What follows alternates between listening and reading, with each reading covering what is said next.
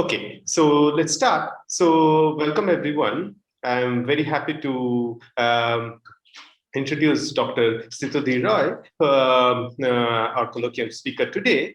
Sthitadhi, whom I have known for a while now, since he was a PhD student with Roderick, is has been working in this very exciting frontiers of non-equilibrium quantum systems. So Sthitadhi did his master's from IIT Kanpur, and then he went to do his PhD at Max Planck Institute for the Complex Systems with Roderick Mosner, and he finished his PhD in 2017. After that, he joined University of Oxford as a postdoctoral fellow, working with various people, primarily with Professor David Logan, who is also visited at ICTS, and Professor John Chalker, but he has been working with a large number of people and very fruitfully on very exciting areas of non-equilibrium quantum mechanics, particularly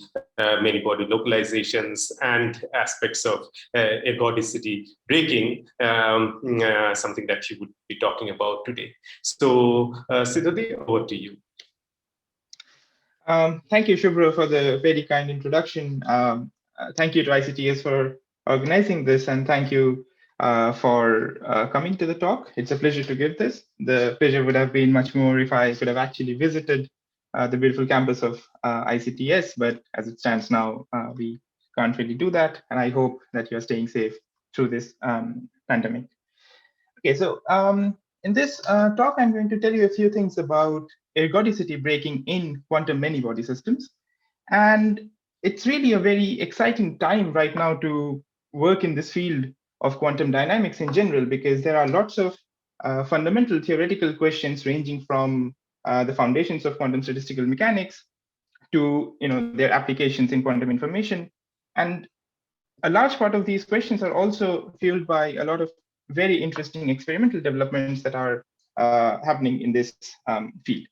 So since this is a colloquium, I'll try to give or motivate the bigger questions in the field, try to sort of give you a general overview of where are we, and also highlight some of my contributions.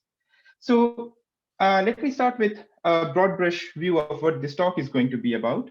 So it will concern the dynamics of quantum systems, and in particular, their interplay with disorder in the systems under this umbrella of many-body localization, as well as with quantum measurements, which has given rise to this new phenomenon of entanglement phase transitions. So the sort of central questions in each subpart of this talk would be, how does thermodynamics emerge in isolated quantum systems? That would be sort of the first part of the talk. Then I'll go to the first example of ergodicity breaking in isolated systems, and that will come under the purview of many-body localization. And then I'll talk about entanglement phase transitions and ask the question that, is this a new kind of ergodicity breaking? So to sort of answer these questions, I have structured my talk into 4 parts. So I'll start with why is ergodicity important? Because in order to understand why are we excited about ergodicity breaking in quantum many-body systems, maybe I should motivate the importance of ergodicity first. Then I'll talk about how does ergodicity and thermalization happen in isolated quantum systems. These would be generic ergodic quantum systems. And then I'll come to the first substantial part of my talk, which would be about many-body localization as an example of ergodicity breaking in isolated quantum systems.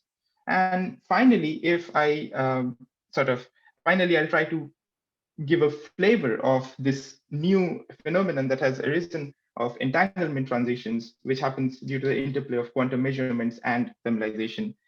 So that's the sort of rough plan of the talk. And let me therefore start on a somewhat philosophical note. So if I show you a picture like this, you don't have to be a physicist or a scientist to sort of tell me that, well, if you leave this block of ice at room temperature, then all of this is going to melt into water eventually. And we can say this with a lot of confidence because all of us know that thermodynamics works. Thermodynamics basically tells us that the macroscopic properties of complex physical objects can be described via only a few macroscopic properties such as pressure, temperature, volume, and so on. Now, the bridge between such a description and a microscopic description where we actually worry about the state or the properties of each of the individual constituent particles of this complex physical objects is given to us via the tool of statistical mechanics. Now, this framework of statistical mechanics and thermodynamics stands on three basic pillars. The first is thermalization, which tells us that systems eventually equilibrate to a thermal state. And when I say thermal state, I mean they go into thermal equilibrium with their environment. The second is phases of matter, which tells us that these thermal states can be characterized by qualitatively different properties, and each phase has sort of different properties. For example, ice is different from water. And then there's this final pillar of phase transitions, which tells us that these properties change between the two phases abruptly, and or they change in a singular fashion, and that's what we call phase transitions. If you put all of these things together, this is something we often like to draw for, not just for water, but also for rather complicated physical systems, what we call a phase diagram. So we have some sort of independent variables, such as pressure and temperature in this case, and given those variables, we would like to make some statements about the macroscopic properties of the system without worrying about what each of the particles are doing. So for example, if I am at some pressure and if my temperature is low enough, I would be able to say that I am or I have ice. And if the temperature is increased, I'll get water. Now, this plays a rather important role in how we understand the general surroundings to work. And all of this actually rests on the phenomenon, or basically the concept of ergodicity. It was given to us by Ludwig Boltzmann in the sort of context of equipartition of gases. But what we now understand it is that the infinite time average of any macroscopic property is the thermodynamic average. And this is a basic premise on which the entire framework of statistical mechanics and thermodynamics rests. And as a result, we almost hold it sacred. So having hopefully established the importance of this concept of ergodicity as sort of tying together our general understanding of complex physical systems, let me talk about ergodicity breaking in isolated quantum systems. Now, even before I start talking about it, you can ask the question that, well, do we really have quantum systems that are genuinely isolated? So what do I mean by, first of all, let me define what do I mean by an isolated system in sort of a slightly realistic setting. So imagine here's a quantum system that I have, represented by this blue blob with some particles inside it. And I want to observe this system over a time scale tau c, and I want that I should be able, or the system should be able to mimic the dynamics of an isolated system over this time scale. Now, naturally, it's placed in some environment. And let's say that the time scale of the effects of the environment to kick in are given by this quantity tau e. So long as this timescale tau e is much, much larger than tau c, I can say with confidence that over the timescale tau c, the system is indeed behaving like an isolated quantum system. Now, this is not just a theorist's limit that we have cooked up. Nowadays, there are an increasing number of experiments which can sort of achieve this limit. One of the prime examples is cold atoms in optical lattices. Then we have trapped ions, and other platforms such as superconducting qubits and nitrogen vacancy centers in diamond can also now get to this limit very well. And of course, this list is growing. Here's an example from a cold atoms experiment from Emmanuel Bloch's group. And I don't really want you to look at what is being plotted or what is the experiment that is being done. I would just like you to notice the x-axis of this plot and notice that something is being tracked in real time. And this time scale over which this experiment is happening has gone to a couple of orders of magnitude on the scales of the, or relative to the microscopic energy scales in the problem, which is J. So this is something which is almost unprecedented, because in conventional solid state systems, these time scales are really, really small, and the system very quickly sort of relaxes to its equilibrium state. But now with these experiments, we actually have a window into how these systems approach the equilibrium state and what is their non-equilibrium behavior. So schematically speaking, what these experiments do is they prepare some initial state, they evolve it coherently for some time t, they get a final state, and then they perform measurements on it. So essentially what they're doing is they're designing, manipulating, and measuring quantum states dynamically. And indeed, these are the building blocks of possible quantum simulators or quantum information processors in the long run. Okay, so having sort of established that indeed isolated systems are out there in the lab and they are worth studying, let me come back to the theoretical question of how does thermodynamics emerge from coherent quantum dynamics? Now, as soon as we pose this question, two sort of sub-questions pop out almost immediately. One is, how do we even define a temperature for isolated quantum systems? And second, how is thermalization compatible with unitary quantum dynamics? Let's answer them one by one. The reason we actually need a temperature to sort of reconcile quantum dynamics with thermodynamics is because in thermodynamics, we know that the probability of finding a system in a state is generally given by, or is proportional to e to the power minus beta times the energy of the state, where beta is often the inverse temperature. So we need the notion of a temperature. What we have is, for an isolated quantum system, what we have is it's Hamiltonian, and we're calling it H, which is a quantum mechanical operator, which measures its energy.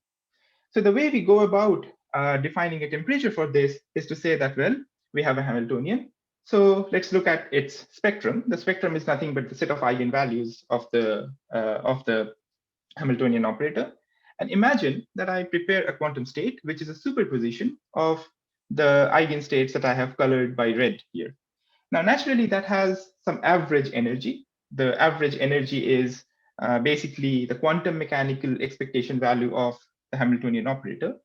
And then we can say that, well, if this has to have a temperature, then this energy better be equal to the thermodynamic average of its Hamiltonian operator, which is nothing but the trace, which is the average over all possible states of the Hamiltonian operator taken on the thermal ensemble. So this relation basically gives us a unique identification of a temperature for a state with some average energy E.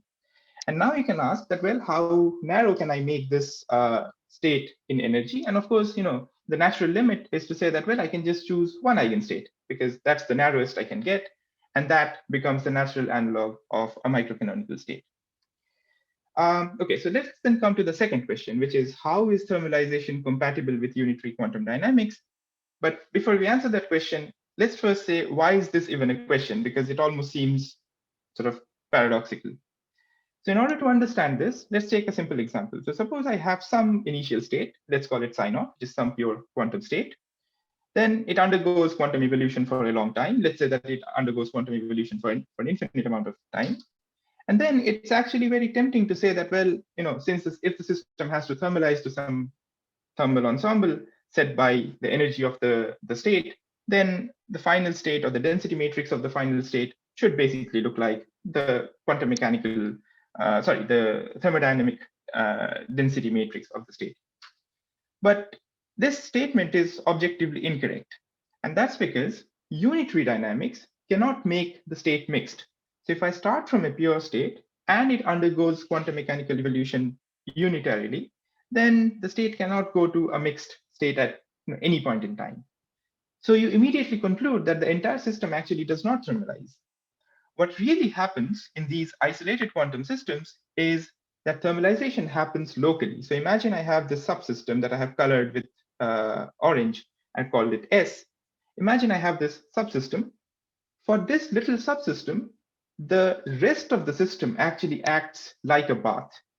And consequently, if I actually probe some observable, which is local to S, so let's say that I am looking at some, could be number density, could be density of particles, could be magnetization, but only within this region S, let's call that operator OS, then the late time expectation value of that operator is given by the thermal expectation value.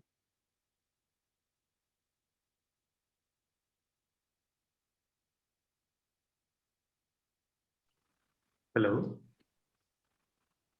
Was there a question? Cannot hear. Yes. Yeah, I think your voice broke for the last 30 seconds. So can you go back to the end of the last view graph and start again?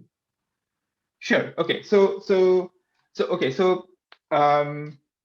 the point I was trying to make was, if I have some observable which is local to this subsystem, then the expectation value of that at late times is going to be given by a thermal expectation value.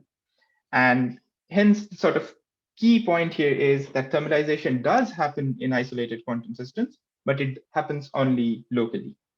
So the two sort of upshots of this slide is that first, for an isolated system, you can associate an eigenstate or any state with an average energy uniquely to a temperature. And secondly, thermalization to a thermal ensemble given by that temperature happens only locally, and basically the rest of the system acts as a bath for the subsystem.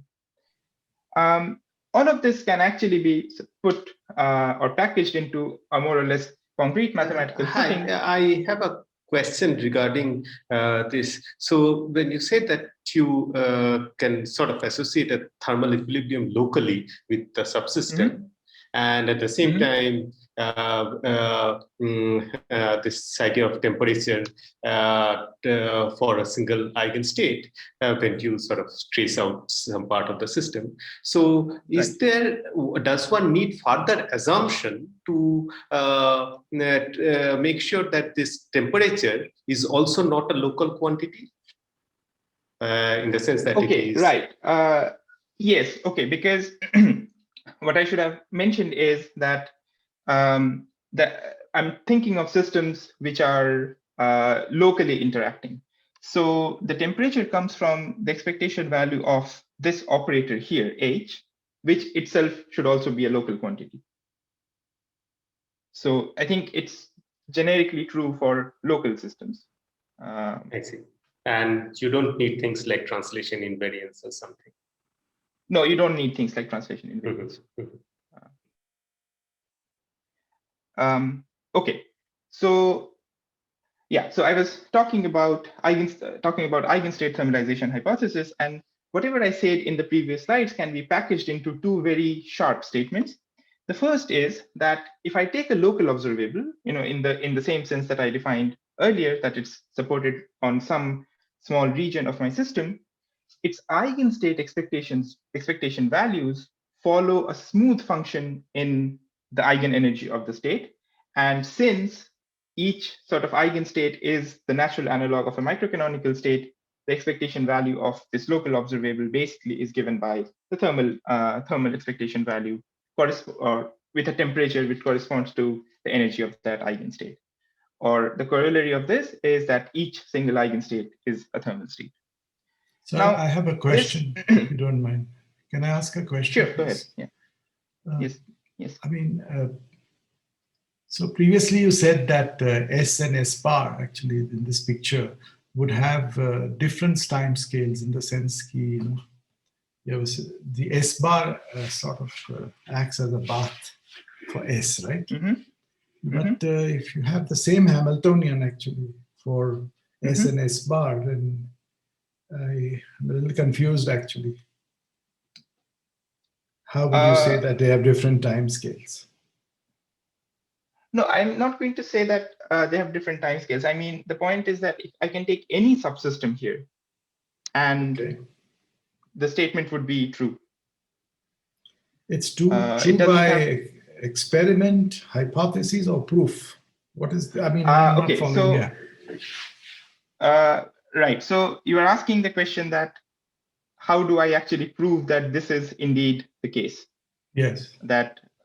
Right, so I think the proof of eigenstate thermalization hypothesis is not very rigorous. It's known via sort of extensive numerical studies and by understanding that several properties of such generic ergodic systems actually look like random or properties of random matrices, or by approximating the Hamiltonian as random matrices. There are various differences as well.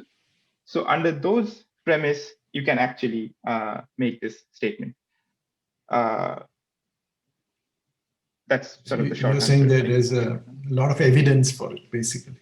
There's a lot of evidence for this, yes. Okay. And direct and indirect. Hello. Can I have one question? Hello. In the equation, you are saying like average with respect to the eigenstate of the whole system. Is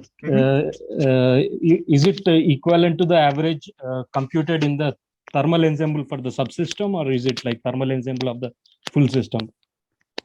Is the reduced density matrix of the subsystem almost like the thermal ensemble? The reduced density matrix of the subsystem is, okay, so if your overall system size goes to infinity, then the reduced density matrix of the subsystem is actually equal to the thermal ensemble state. Okay. So it's with high fidelity, it is equivalent. That's what is the statement of convention. It's, I mean, in the limit of the system size going to infinity, this fidelity is 1. In fact, it is exactly equal to the Okay, thanks.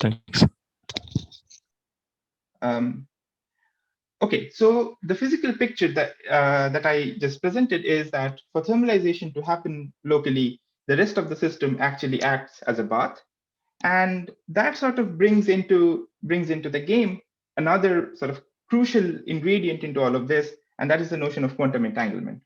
Now, the physical sort of picture is that imagine I have my system, which is broken up into these various subsystems, and all of them are talking very efficiently with each other. Now, what that means is that there is naturally a buildup of non-local correlations all over the system. And very sort of superficially, you can think of this web of non-local quantum correlations as your quantum entanglement. So the key point here is that as an isolated quantum system thermalizes, different parts of it get entangled with each other, and the entanglement computed via some measure, such as entanglement entropies, begins to grow. And eventually, for a thermal state, this is actually very large. And how large is something I'll come back to shortly. Okay, so putting all of this together, a sort of picture for ergodic isolated quantum systems emerges. We have thermalization happening locally, the rest of the system acting as a bath for the local subsystem, and thermalization going hand in hand with entanglement growth. So looking at these sort of properties, you can ask that what can break ergodicity in quantum systems? Or can isolated quantum systems break ergodicity? So you immediately realize that if the rest of the system fails to act as a bath for the subsystem, then indeed you can break ergodicity. So for example, if this subsystem S here talks only to a small patch of regions around the system, you can actually make the system not, or make the entire system not talk efficiently to the subsystem. In other words, a subsystem talks only locally to some states, some subsystems nearby. And in such a scenario, you can indeed have a breakdown of ergodicity. And this is what I'm going to talk about. But before that, let me say that what are the consequences of ergodicity breaking? What questions does it raise? The first is that, does the system even equilibrate? Is there a notion of an equilibrium state? And if it does, then to what kind of ensembles? This is basically saying the same thing as what happens to thermodynamics in these systems. And then you can keep asking finer questions, that what happens then to the sort of spreading of quantum correlations and entanglement properties of these systems. There's another. Sorry, I had a question. So you say thermalization goes hand in hand with entanglement growth. So I was just wondering, I mean, of course, this thermalization also happens in purely classical systems, right? But then there's no entanglement at all. So, I mean, why does it have to go together? I mean, no. So I think in classical systems, you can still, if you sort of look at local entropies, they can still grow, right? If you ask about, say, the exchange of, or in classically, you can ask about the flux through some boundary of a subsystem. That can still, I mean, you would need that for thermalization to happen, right? Yeah, but so, there's no notion of entanglement, right? There's no notion of entanglement, but there is a notion of entropy. Okay, but so you don't need really entanglement growth. That's what. No, you don't need entanglement growth. In quantum systems, it happens to sort of go hand in hand, and that's because you need to have a buildup of quantum correlations. Okay. maybe I'll ask Abhishek's question slightly in a slightly different way. I mean, so what is the relative? I mean, what sets the relative role of the the entanglement growth and the regular classical entropy flux? What is it in a system? I mean, that sets the relative scales between these two contributory factors, because after all, all systems are ultimately quantum, and but at the same time, several systems behave more classically than others. So is there a way to sort of quantify that, or to? There is. So one way in which you can do that is basically, suppose you give me the state of a large system, and let's call it rho, and then basically I integrate over a part of the system, right? I can do that. I mean, classically, you give me some state, let's call it rho of r comma t, and then I can integrate over a part of the system. I can do that, and that sort of gives me the local state, and that will have an entropy. And you can't really show exactly, but you can almost show that this then begins to look very much like what we do when we compute entanglement between different parts of the subsystem. So in fact, towards the end of the talk, I can write on my iPad and probably show how this analogy works, because that's easier.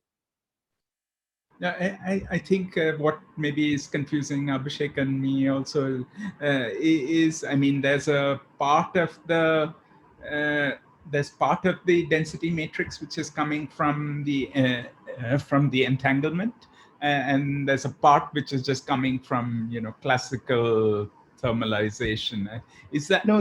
There is no classical term. This is an isolated quantum system. Yeah, in this particular case, but I think maybe the question I was phrasing earlier was, in a generic system, what is it that sets the scale between, or another way to say it is that, how do you say that a system is an isolated quantum system? What is the characteristic of an isolated quantum system? Yeah. One thing could be that if I start from a pure state, and then the system should stay pure at all times.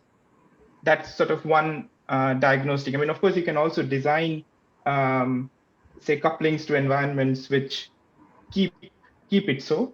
But generally, the entire. So suppose you have some system and some bath, then the entire composite is going to undergo unitary evolution. But then if I trace out the bath, typically my state of the system is not going to remain pure. It's going to become mixed. So that could be one diagnostic of unitary dynamics, that your state remains pure at all times.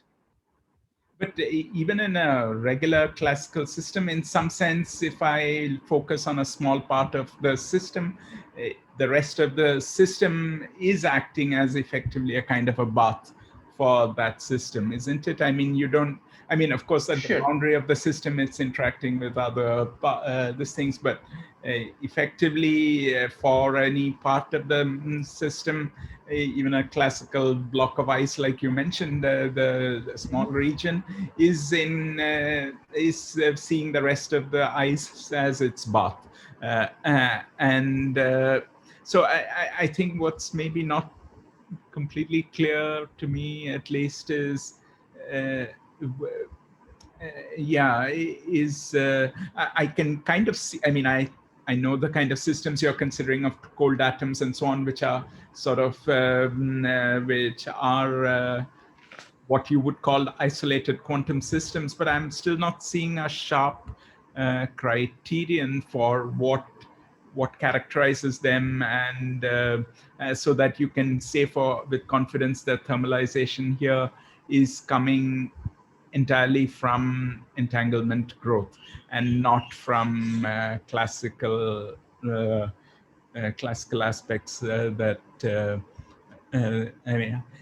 there should be something that sets the relative balance between these two, and then that's going to zero in the case of the isolated quantum system, so that it's sort of all thermalization can be attributed to entanglement growth, whereas in more general systems it shifts towards perhaps more classical thermalization.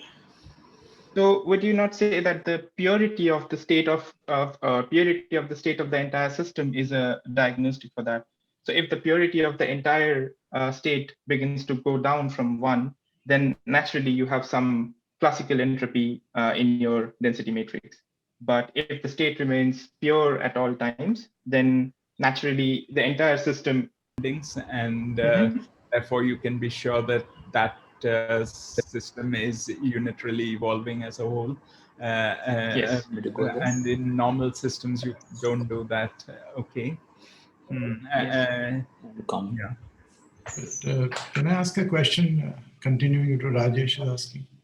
Yeah, I mean, you have this reduced density matrix. I mean, you're supposedly working fully quantum mechanically, but at some point you need to, at least I don't know the subject very well, but prove that such a reduced density matrix can be approximated by Boltzmann's formula. Is that the issue? Yeah, I mean, obvious. if you can show that, then you have, or if one shows that, then it has. I mean, one has proved eigenstate thermalization, at least what we call the diagonal form of the eigenstate thermalization hypothesis. So basically, that's what's being assumed to arrive at this type of local thermodynamic description. Or basically, that's what really happens, and there is an overwhelmingly large amount of evidence for that. That indeed the local or the subsystem, or rather the reduced density matrix of a local subsystem does look like a thermal ensemble, does look like e to the power minus beta h local. So I guess the question would be, is there some parameter you have to tune to be able to approximate this reduced density matrix by Boltzmann's formula? I mean, when does it start getting valid? Yeah, sorry.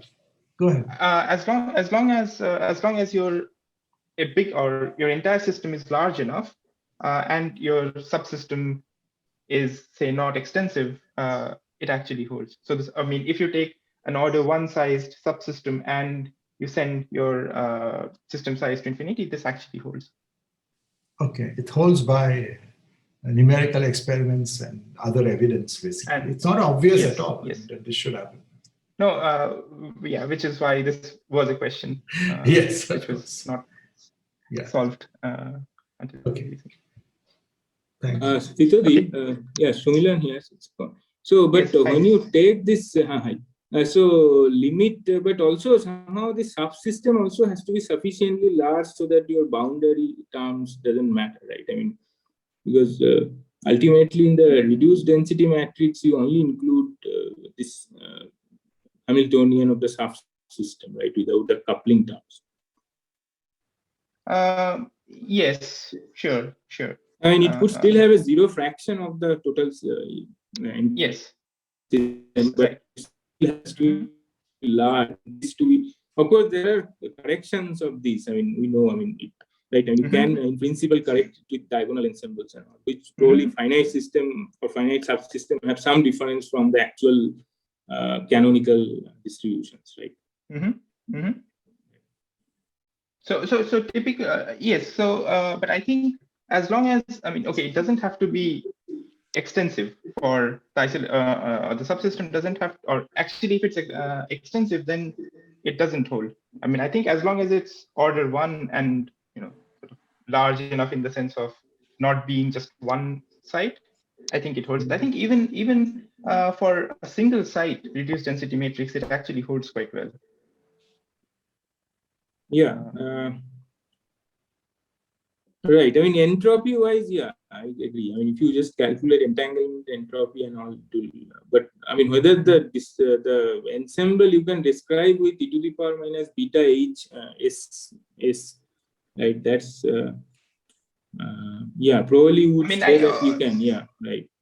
Yeah, of course. Yeah, and what you're saying is correct. That suppose I have some on-site terms in my Hamiltonian and some couplings or interactions. Then if I have just a single site in my subsystem, then the effects of the fact that there is a coupling in the Hamiltonian that I am using, that becomes large. But but as long as my subsystem is order 1 but still large enough so that I can ignore the effect of the order 1 couplings on the, I think.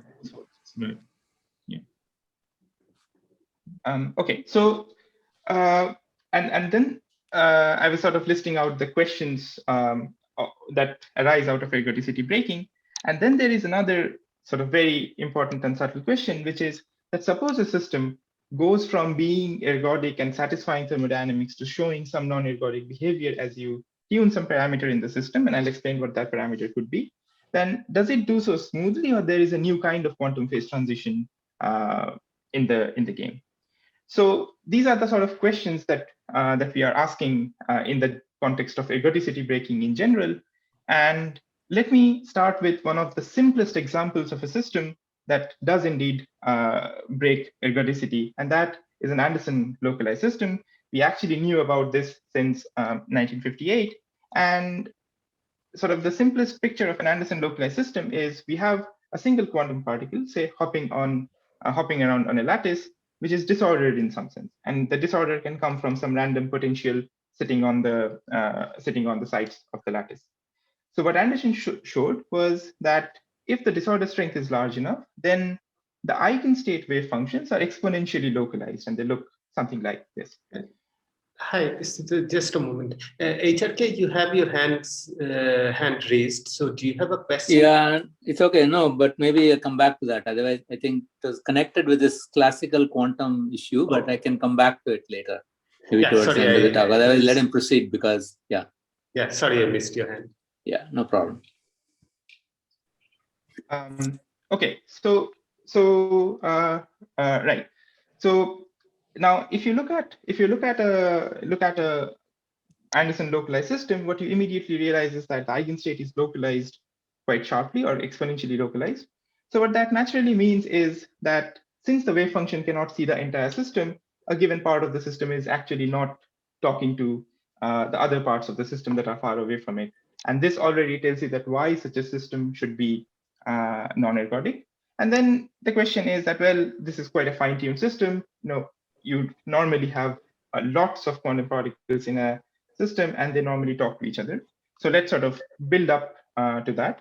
So if I still have many non-interacting particles hopping around on the lattice, and let's say they are fermions, then the picture doesn't really change much. You just have several exponentially localized eigenstates, all localized in different parts of the space, and all having sort of different uncorrelated energies.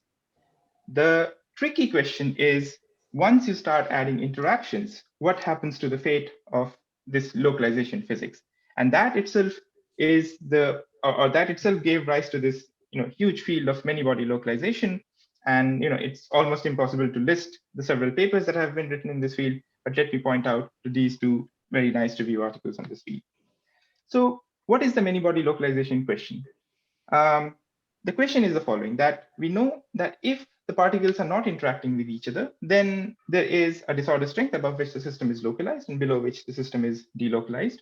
In fact, for low spatial dimensions, and by which I mean d less than or equal to 2, we know that even infinitesimal amount of disorder can actually localize the entire, localize the state. So now the question is, once I ramp up interactions, does the system immediately become ergodic? Or does the localized phase actually persist up to some finite interaction strength? As such, we have a bona fide many-body localized phase. Now, the questions to sort of put or lay them out are that first, does this MBL phase exist in the thermodynamic limit? Is it a stable MBL phase? If it does, then what mechanisms underpin the stability of this MBL phase? And are its properties any different from those of an Anderson localized phase? And finally, if there is a bona fide phase transition between the ergodic phase and the many-body localized phase, in this case, the parameter is, say, disorder strength. So I sit at a particular interaction strength. At weak disorder, I'm ergodic. At strong disorder, I am MBL, many-body localized. Then what is the nature of this phase transition? Now, the reason this is such a sort of challenging problem is because we have all our enemies coming at us all together. We have disorder, we have interactions, and we are interested in states which are highly excited. They are in sort of the middle of the spectrum at finite energy densities, far away from equilibrium or far away from the ground state. So as a result, all the computational and analytical techniques that have been sort of developed for condensed matter or statistical mechanics over the last many decades are not applicable. They're simply not applicable. And that's because we are nowhere close to the ground state and we are asking questions about states which are in the middle of the spectrum. So that sort of is one of the central theoretical and computational challenges of this field. Now, but before sorry, just a basic confusion. Why do you say that we need highly excited states? I didn't get that. No, we don't need highly excited states, but the question is, you can ask the question in the context of very highly excited states, and that's sort of because what you really want is to have a situation where your entire spectrum is localized, all your eigenstates are localized, because that would be a fully many-body localized state, fully many-body localized phase. It's not enough for, say, the ground state or a few excited states to exhibit many-body localized behavior, because as soon as you throw them far out of equilibrium, if the states in the middle of the spectrum are ergodic, then you would begin to see ergodic behavior. What you really need is the entire spectrum to be localized. Sorry, Sthitadhi, but what if up to some value of non-zero energy density, they are localized and not beyond? In other words, a mobility edge in energy space. In that case, in energy density. In that okay, so if you have, so there are sort of two issues with that. First, which is sort of more general, is that typically, what would that mean is that if you excite the system so that its energy density is still below the mobility edge, then you would see some localized behavior as long as your energy is conserved. But naturally, but any sort of typical non-equilibrium state is not going to have its energy concentrated at some low temperature, low energy density value. It will basically fill up the entire spectrum. And then if you have a fraction of your states which are not localized, then you won't be able to see a fully many-body localized behavior. And the second issue, which is more subtle, is that, and I'm not going to say more about this in the talk, but for these systems, the energy densities, at least when it comes to mobility edges, energy densities is not the right scale to think about, because you have to worry about what happens at sub-extensive scales as well, because how the density of the states behaves. Okay. Thank you. Okay. So the question is, why are we interested in MBL? The reason we are interested in MBL is, first, because it's a fundamentally different phase of matter, and that's because it's not compatible with conventional thermodynamics. And the second point is that this transition to an MBL phase is a new kind of dynamical quantum phase transition. And hence, these are obviously things we sort of need to worry about, because these are rather fundamental questions. And you can then, on top of this, you can ask even more interesting questions, such as, since you are outside the purview of equilibrium statistical mechanics or thermodynamics, can you have some new kind of quantum order in highly excited eigenstates? Colloquially, we call it infinite temperature quantum glasses. Those glasses have been, or theoretically have been, shown to exist. And you can sort of go another step forward and ask for new phases of matter that are present in manifestly time-dependent systems, which have no analogs in sort of time-independent systems, such as time crystals. Okay, so with that sort of established, let me say a bit about the several approaches towards studying this problem of many-body localization. So roughly, the approaches can be classified into three categories. And of course, there is a lot of cross-pollination of ideas and informing going on between these three different approaches. The first is large-scale numerical studies, which is you take your Hamiltonian, you put it on a computer, you extract its eigenstates, and you ask about their properties, or you sort of prepare a state and simulate its time evolution in time and ask, what does it do? So in such studies, what you normally look for is, spectral properties, or what is the memory of the initial, or does the memory of the initial state persist after a long time or not, or is the transport of conserved quantities or not, and of course, what is the entanglement properties of these eigenstates. So there is a whole sort of shopping list of things that you can compute in this setting, and all of these sort of tend to show that what you expect from generic ergodic systems does not hold if the disorder strength is large enough. For example, you can ask that, what is the fate of ETH, eigenstate thermalization hypothesis? So remember that for ergodic systems, that was a smooth curve in energy, but for a many-body localized system, it's basically just a mess of data points, and there is no obvious connection between the eigenstate expectation value and the energy of the system. So what these large-scale numerical studies have told us conclusively is that in one dimension, the MBL transition and the MBL phase is definitely there. Higher dimensions is still unclear, and the nature of the transition from numerical studies until now is also not very clear. But we know that the MBL phase does exist in one dimension. The other approach is that of phenomenological. Oh, sorry, I should mention that this is a phase diagram from one of the state-of-the-art numerical studies, which shows that the x-axis is the disorder strength. And once you are at a large enough disorder strength, you have a situation where your entire spectrum is many-body localized, because the y-axis here is energy density. Okay, the other approach, which is somewhat phenomenological, is to consider a situation where a cartoon for your MBL phase basically is that you have regions where the system has low disorder and it acts ergodic locally, and the other parts of your system are many-body localized. But the crucial point is that the interaction between the ergodic part and the localized part decays off exponentially with the distance. Now, there's a competition between this exponential decay and the size of this ergodic region, which I'm interchangeably calling as the bath. So the general idea is that this gives you a set of renormalization group rules for the growth of this ergodic region. And as a result, the size of the ergodic region and the couplings get renormalized. That generates the flow of your RG. And you ask that whether basically, as the RG flows, does the ergodic region take up the entire system, or it fails to do so and there is still many-body localization. So one thing that these phenomenological RG studies have told us now, I mean, there were several versions of this, but now there is an increasing consensus that it is quite possible that the phase transition, the MBL transition, has some Kosterlitz-Thouless-like scalings.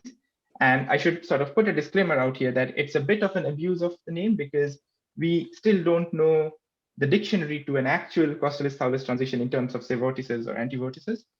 What really happens is that there is an essential singularity in an appropriately defined quantity. And is this for 2 dimensions specifically, or general? No. All of this is for 1 dimension. So 2 dimensions, it's very unclear. In fact, such studies actually show that the MBL phase might not be present in 2 dimensions. Because basically, in that case, if you imagine sort of a region, a 2-dimensional ergodic region, its interactions with the rest of the many-body localized region, just in terms of the scaling, is large enough that always overwhelms the localized phase and eats it up. So this is all for 1 dimension. Sorry, in 2 dimensions for kinetically constrained quantum models, it can still exist, right? There is some numerical evidence, but it's not conclusive. Okay, thanks. Some examples in some dimer models, but no. Okay. Sthitadhi, so this phase diagram that you have, so there's some symmetry around 0.5. So small epsilon and large epsilon are like low temperature, is that?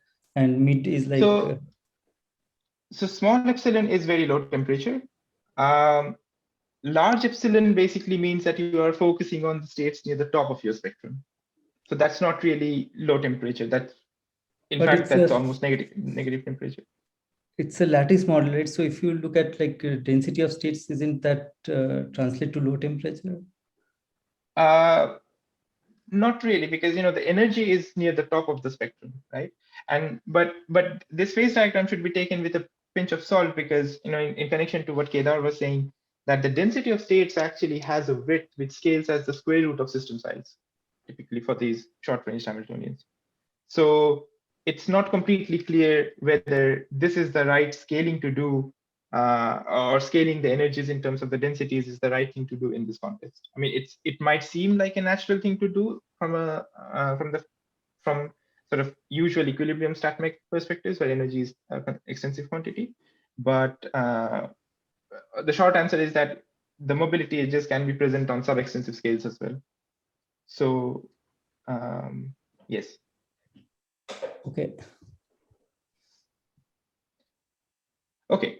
Now the sort of third approach is Fock space-based theories, and the general idea is that in these cases, what you do is you take your MBL problem and you map it onto a complex, or map it onto an unconventional Anderson localization problem on a complex correlated Fock space graph.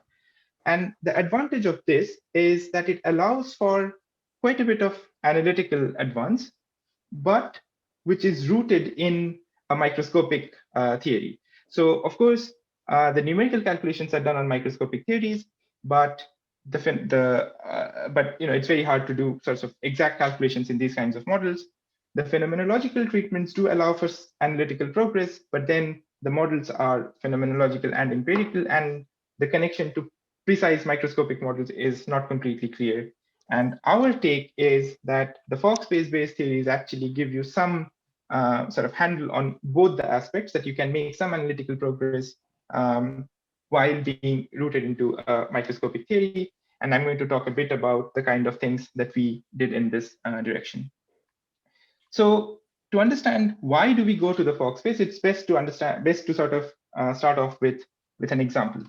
Now, as a condensed matter theorist or a person who's interested in StatMech, this kind of a model, which is a spin half chain, is a favorite model for us for studying any sort of quantum dynamics or many-body localization. So what this model basically has is disordered couplings and disordered fields, all of which couple to the Z component of the spin halves. And then there is a spin flip operator, which basically generates the quantum fluctuations. Now, let's first give a cartoon of what the MBL phase looks like. So the MBL phase would be when this disorder strength in the couplings in the fields W is much, much larger than the spin flip term.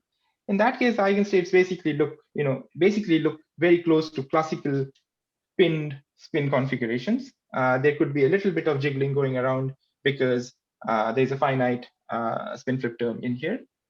The other limit would be the ergodic phase, where the spin flip term is larger than or comparable to the disorder strength, in which case eigenstates basically look totally scrambled in any sort of local basis you choose, and there is no sort of order in the eigenstates. Now, this is also equivalent to saying that suppose I prepare an initial state which has some local order. For example, this has some antiferromagnetic order, but it doesn't have to be antiferromagnetic. It could be some sort of local, well-defined spin configuration. And I evolve it for a long time with some quantum mechanical Hamiltonian. Now, if the system is in an MBL phase, then what will happen is that the state will retain the memory of the local configuration for infinitely long times. The state at very late times is roughly going to look like this, plus some little amount of quantum fluctuations. Now, naturally, this also has remnants of the antiferromagnetic order present in this initial state. Whereas if you are in the ergodic phase, then the system is completely going to get scrambled, and it'll forget all the memory of the initial state. This is consistent with thermodynamics. Now, exactly something similar is also measured in the experiments that I had flashed before. And there they call it imbalance as opposed to antiferromagnetic order, because they have particles and they're really measuring the difference in the particle number or densities on different sublattices. Okay, so this is the cartoon of the MBL and the ergodic phases. And let me now talk about the Fock space graph. So the Fock space graph is nothing but the graph of all possible spin configurations. And like any other graph, it has a set of nodes and a set of links. So let's talk briefly about them. The nodes of the graph are many-body states, or which are spin configurations in some chosen basis. In this case, the natural basis to choose is the sigma z basis, because that's the component of the spins where the disorder couples to. there are an exponentially large number of these nodes, and that simply is the reflection of the fact that the Fock space dimension is exponentially large in system size. And each node has a potential energy which generates the effective disorder on the Fock space. And that basically comes from the diagonal part of the Hamiltonian. Now, an important point here is that because each Fock space site energy is a sum of L random numbers, the effective disorder on the Fock space graph scales a square root L. That's simply central limit theorem. Now, that's sort of the properties of the nodes of the graph, which are more or less model independent. The links of the graph generally lead to hoppings between these many body states by local rearrangement. So in this case, it could be via the local flipping of spins. And the crucial point here to take away is that the connectivity of the Fock space graph is actually extensive in L. To understand it very simply, if I take a state here of say 4 spins, all of which pointing up, then in order to go to a different quantum state by flipping one spin, I can flip either of the 4 spins, and that gives me, order L states to go to. So that's why the connectivity is extensive in L. So this is sort of the structure of the Fock space graph. And a typical many-body localized eigenstate on this graph looks something like this. It's localized in some part of the Fock space graph. What is the statistics of the number of nodes on which the state has support is an interesting question. I'll come back to it soon. But roughly, for a visual perspective, this is what an MBL eigenstate on the Fock space graph is going to look like. And the contrast with the ergodic state is like this. An ergodic state roughly fills up the entire Fock space graph quite uniformly. So what we have done by going to the Fock space graph is we have taken our disordered many-body Hamiltonian and mapped it onto a hopping problem on this extremely large graph with a disorder strength which goes as square root L and a connectivity L. Now, this is very encouraging because this is looking like an Anderson localization problem on a high-dimensional graph, and this is something we know quite a bit about. So one of the most important results in this field of localization on high-dimensional graphs was by Abuchakra, Anderson, and Thouless, where they basically showed that if I have a graph with connectivity K and some disorder W and a single particle hopping around on this, then the critical disorder is basically given by this formula. The crucial point is that the critical disorder scales linearly with the connectivity, and there's a log correction. Now, if I think of my many-body problem as that of a fictitious particle hopping around on this graph or space of many-body states, I seem to have an almost exact mapping. So let's actually make the dictionary.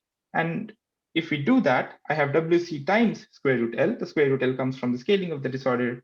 And then I have L log L here because the connectivity of the graph is L. We notice that the critical disorder actually diverges in the thermodynamic limit.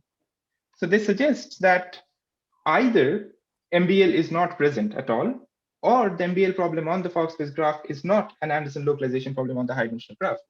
So, and we have other sort of evidences for showing that the MBL phase is indeed present, at least in 1D. So clearly something has gone wrong here.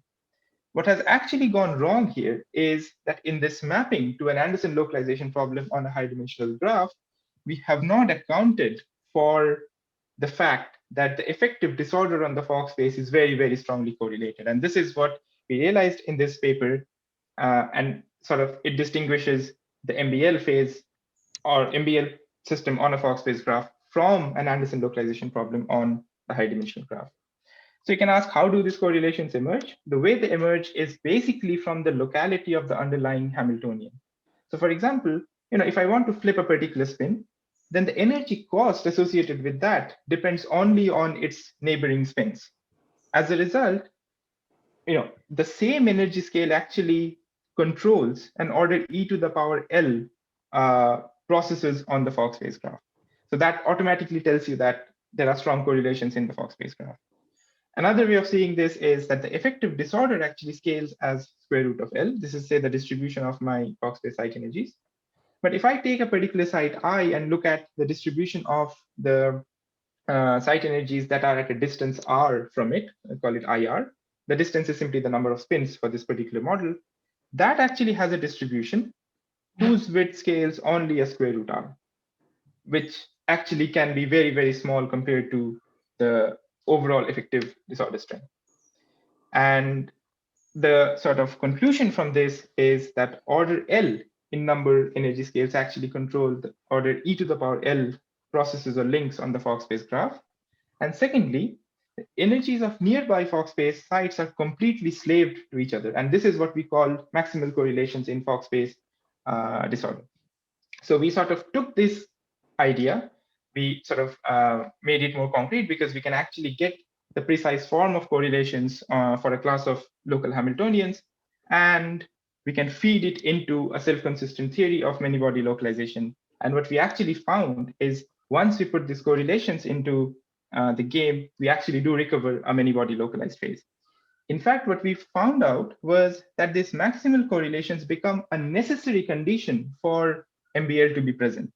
In fact, even if these correlations are slightly off in the sense that the Fock space site energies, which are at, say, finite distance from each other on the graph, that even if the energies are not, say, maximally correlated, but only partially correlated, even then the MBL phase is destabilized. So what I'm sort of saying here is that viewed from the Fock space perspective, the MBL phase is rather fragile because this maximal correlations is a very sort of a necessary condition for MBL to be present. Now, fortunately, for the kind of disordered local Hamiltonians that people have studied numerically in 1D, the maximal correlations does indeed hold, and therefore, it sort of explains that why MBL is stable in this setting. Now, that's sort of the picture for why MBL is stable. And now you can ask questions about, from the Fock space perspective, what do we know about the nature of the transition and the nature of the MBL phase? So I talked about, this picture of an MBL phase, and you can definitely sort of make the question sharper by asking about the statistics of these eigenstate amplitudes. You can ask about, for example, their fourth moment. The second moment is trivial because eigenstate is normalized, but you can ask questions about the fourth moment. This is called the inverse participation ratio, and this is a rather powerful and useful tool in the context of localization, because if I have an eigenstate which is completely delocalized over a graph of dimension n, then the IPR actually scales as 1 over n. Whereas if it is sort of localized on a few sites, a few order 1 sites, then it does not scale. That's what we call exponentially localized. And if it scales as n to the power minus tau, where tau is some quantity less than 1, then we often call it multifractal or critical, because in the context of single particle localization, the critical states are often characterized by multifractal statistics. So you can do numerical calculations and compute what this tau does across the many-body localization transition. And what you find is that throughout the ergodic phase, it stays pinned to 1, which basically tells you that throughout the ergodic phase, the eigenstate on the Fock space graph is more or less uniformly distributed over the entire Fock space. But quite interestingly and quite crucially, the entire MBL phase has this multifractal statistics and the critical point as well. So this is sort of a crucial distinction from an Anderson localized phase, because the Anderson localized phase falls into this category. So we basically learned 2 things from this, that the entire many-body localized phase is fractal and critical in the Anderson sense. And more importantly, the MBL critical point is just like the MBL phase, as in it's a part of the MBL phase. Now, all of this is obtained via a sort of self-consistent theory of the MBL transition based on the IPRs. Let me sort of give you a very sort of brief picture of what this theory tells us. So what this theory tells us is that in the ergodic phase, the relevant scaling variable is a non-ergodic volume. So if this non-ergodic volume is sort of much smaller than your Fock space dimension, which means from a sort of, in the scaling theory, you are in the asymptotic limit, you recover full ergodicity. But if this non-ergodic volume becomes larger than your Fock space dimension, you are into the critical regime. And this non-ergodic volume lambda2 actually diverges with this essential singularity. In fact, what it also tells you is that, or the scaling theory also tells you, is that you can define a Fock space length scale, which actually goes to a finite value at the phase transition. So the picture that emerges is that there's a length scale, which is finite in the MBL phase and at the MBL transition. And once you cross over to the ergodic phase, it actually jumps discontinuously. In fact, it diverges as the system size with the proportionality constant going to 0 with the same power alpha, which is close to 0.5, which controls the divergence of the log of the non-ergodic one. Now, this was a bit of a detail for the experts, but the crucial summary is that the entire MBL phase is fractal and critical in the Anderson sense. As a result, you can think of the MBL transition as the terminal endpoint of a line of fixed points in an RG sense. And you have a correlation length on the Fock space graph, which is actually discontinuous across the transition. And this is also what the phenomenological treatments predict.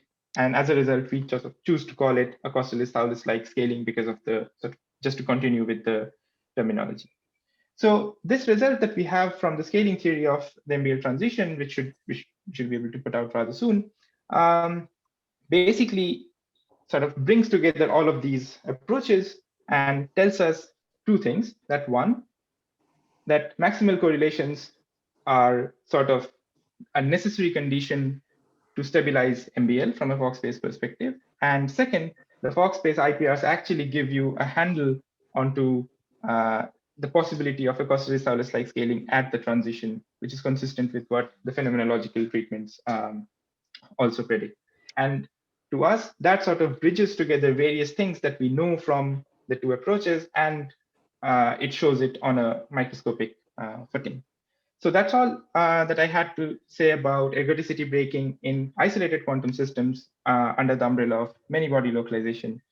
And I'll be happy to take questions on this, but if the questions are going to be postponed for later, I'll quickly talk about this second part of the talk, which is about entanglement transitions, but this is quite brief, so I'll be happy to take questions right now.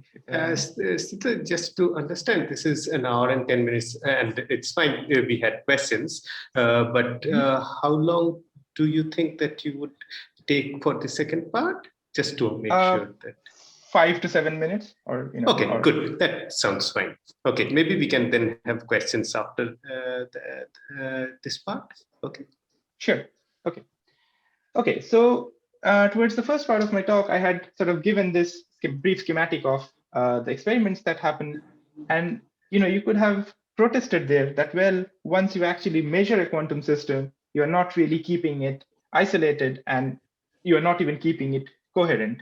So what actually is going on here? And this is actually a crucial ingredient in any sort of quantum device, that what is the role of measurements on the coherent quantum dynamics. The reason this is something that we worry about quite a lot is because quantum measurements generally destroy entanglement. They destroy the coherence of the state. As a very simple example, suppose I take a maximally entangled state of 2 spins, and I try to measure, so I've written this in the sigma z basis, and I try to measure sigma z on the first spin. Now, as soon as I measure, the very nature of quantum measurements tells me that the wave function is going to collapse to either the up-down state or the down-up state with equal probability. And that basically tells me that whatever entanglement I had between the two spins in the state is now destroyed. So the way this affects sort of many-body quantum dynamics is also very similar. So imagine I have a set of spins that form my isolated quantum system, and they're undergoing some coherent quantum evolution. Imagine this set of colored boxes as some unitary operator acting on them. And then I know that at late enough times, there would be some entanglement between the two parts of the system. If I now actually think of this dynamics being punctured by measurements all over the place, these red dots with the broken lines actually detect or denote a projective measurement, what I know is that each measurement actually, first of all, projects the state of that spin into a classical state, classically up or down, and it disentangles the rest of the system from that spin. So this is like an obstruction to coherent quantum dynamics. And in fact, what you can sort of show, and I'm not going to sort of claim that this has all been done analytically, But what you can sort of show convincingly numerically is that there seems to be a critical measurement rate below which the system is highly entangled at late times. It has volume law entanglement. And at a measurement rate which is larger than the critical rate, the system has low entanglement. And by low entanglement, I just mean it has area law entanglement. Now, the fact that this is a bona fide phase transition is established, but its nature is very much under debate. So what we sort of decided to do was we went looking for a case where we can actually solve this problem exactly. And when I say solve, I mean actually get the characteristics of the phase transition exactly. Now, one route that we took was to say that, well, let's get rid of all spatial structure. So we have a model where any spin can talk to any other spin. And that's what I have shown here that, for example, this spin at some point can talk to, if you follow its world line, can talk to any other spin. And that's what we call an all-to-all connected circuit. But the price we pay for getting rid of this spatial structure is we embed our model formally in infinite dimensions. And that sort of gets rid of the notion of volume and area laws. So we need to motivate new observables for the transition. So what we do in that case is we say that, well, let's basically consider this theory and ask what is the right observable for this transition. So that's what we did in this work. And what we said was, let's think that this circuit with, or this model with the unitary gates or the unitary operators and the measurements is some sort of a time evolution, non-unitary time evolution of a quantum state. And how much quantum information can this dynamics carry in time? And that actually is encoded in the operator entanglement entropy of this operator V, which governs this non-unitary time evolution. So we found out ways of computing this operator entanglement entropy numerically as well as analytically. And the central result was that these kinds of models actually have three regimes. The first is that when the measurement rates are very small, the system still behaves like a unitary circuit. There is a lot of entanglement at late times, and this and the unitary properties actually survive for a long time. Yeah, very soon. There is another limit where basically the measurement rate is so large that you have classically torn the circuit apart, and that's basically a classical phase transition. That's a classical percolation transition determined by the circuit geometry. Now, naturally, if the circuit is classically torn apart, you cannot have quantum information flowing. And what we also found was that there is this regime in between where the circuit is classically connected, but quantum disentangled. So the circuit is geometrically connected, but not enough quantum entanglement flows for there to be a large amount of entanglement or an extensive amount of entanglement entropy in the operator. The remarkable thing was that this quantum phase transition also has this essential singularity, and recall the nature of the MBL transition. So this sort of suggests that there is possibly a rather deep connection between these kinds of ergodicity breaking transitions on anything which is actually a high dimensional or an infinite dimensional graph, because these results are for this all-to-all circuit which are in infinite dimensions. Now, of course, the MBL problem was spatially in one dimension, but the Fock space-based approaches tell us that the essential singularity is there. And we have some idea about why these phase transitions might be connected and why all of them show this essential singularity, but that's sort of a topic for a different discussion. But this is the result for the measurement-induced phase transitions in the entanglement properties of the system. So with that, let me come to the summary of my talk. So there were three questions, big questions that we had posed. The first is, how does thermodynamics emerge in isolated quantum systems? The answer to that is that the system acts as a bath for itself. And the keyword there is Eigenstate thermalization hypothesis, which sort of tells us how thermalization happens. I discussed that quenched disorder can actually lead to something called the many-body localized phase, which breaks such ergodicity. And sort of concrete results were that these strong correlations in the Fock space are necessary to stabilize this phase. And the critical nature of the MBL phase can be obtained from this Fock space-based theories, and it's possibly Kostelis-Thouless-like. And then towards the very end, I advertised this results on entanglement phase transitions. It is indeed a new kind of ergodicity breaking, but the fact that it breaks ergodicity is encoded in the entanglement properties, and you can have exact results in some limits for these transitions. There is a very sort of telltale similarity in terms of the scaling near the MBL transitions and these kind of transitions.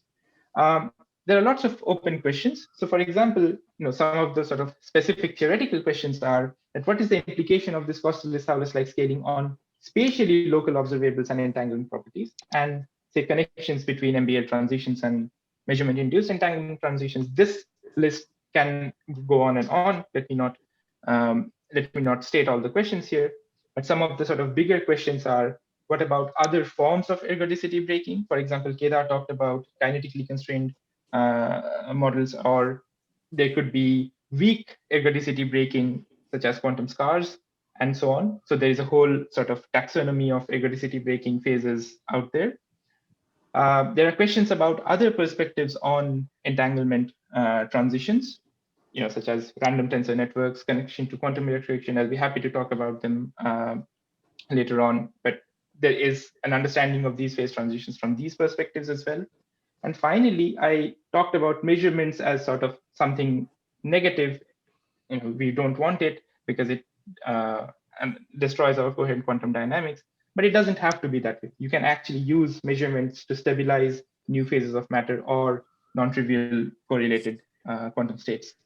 All of this is sort of theoretically minded questions, but in the background, what we have are the possibility that a lot of these things can actually be seen in the kind of quantum devices that we now have in many labs. And they go under the name of noisy intermediate scale quantum devices, which really are a collection of quantum mechanical degrees of freedom, qubits.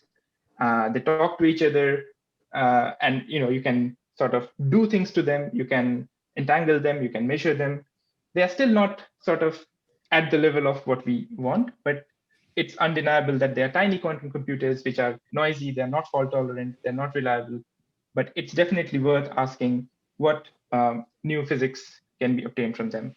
So that's all I had to say. I should thank my collaborators. I've had the opportunity of working with several very, very intelligent and smart people throughout my career, and I can't list all of their names here, but I have listed some of these names, collaborations with whom have sort of helped me form a view on ergodicity breaking in quantum systems and quantum dynamics in general.